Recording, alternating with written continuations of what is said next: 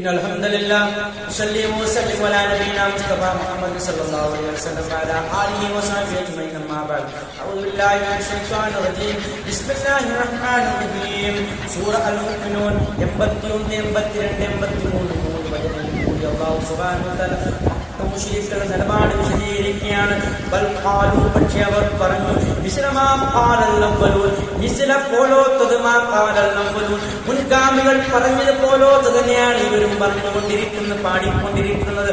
അവർ പറഞ്ഞു, മക്കക്കാർ പറഞ്ഞു, ഞങ്ങൾ മരണപ്പെട്ടിട്ടോ, ഞങ്ങൾ മണ്ണായിട്ടോ, മണ്ണല്ലായിട്ടോ, ഞങ്ങൾ ഉയർത്തെഴുന്നേൽപ്പിക്കപ്പെടുമോ എന്നാണ് അവർ ചോദിക്കുന്നത്. നാളിൽ ഒരിക്കലും ഉയർത്തെഴുന്നേൽപ്പൽ അവർക്ക് വിശ്വാസമില്ല. അവർ പരലോകത്തെ നിഷേധിക്കുന്നവരാണ് മക്കക്കാർ എന്നത് യാതൊരു സംശയവുമില്ലെന്ന് വിശുദ്ധ ഖുർആനാണ് പറയുന്നത്. അവർ പറയുകയാണ്, ഞങ്ങൾ മരിച്ച മണ്ണായിട്ടോ അതുപോലെ എല്ലായിട്ടോ നിങ്ങൾ വീണ്ടും ഉയർത്തെഴുന്നേൽപ്പിക്കപ്പെടുമെന്നാണോ നിങ്ങൾ പറയുന്നത് എന്നാണ് അല്ലാഹുവിന്റെ റസൂൽ സല്ലല്ലാഹു അലൈഹി വസല്ലമയോടും മുഅ്മിനീങ്ങളോടും അവർ ചോദിക്കുന്നത്. നോക്കൂ നിങ്ങൾ, അടുത്ത ആയത്തിൽ അല്ലാഹു സുബ്ഹാനഹു വ തആല പറയുകയാണ്, ലഖദ് ഉഅദിന, ഞങ്ങളോട് വാഗ്ദാനം ചെയ്യപ്പെട്ടിട്ടുണ്ട്, ഞങ്ങൾ ഞങ്ങളുടെ പൂർവ്വപിതാക്കളോടും ഹാദായത്. നോക്കൂ, ഇങ്ങനെ ഒരു മത്സര വരാനുണ്ട്, ഒരു അന്ത്യനാൾ വരാനുണ്ട്, മരണശേഷം ഒരു ജീവിതം വരാനുണ്ട്, ഒരു ശാശ്വതമായ ജീവിതം വരാനുണ്ടെന്നൊരു വാഗ്ദാനം ഞങ്ങളോടും ഞങ്ങളുടെ പൂർവ്വപിതാക്കളോടും നൽകപ്പെട്ടിട്ടുണ്ടെന്ന് അവർ പറയുകയാണ്. നിശ്ചയമായും ഇതല്ലാതെയല്ല,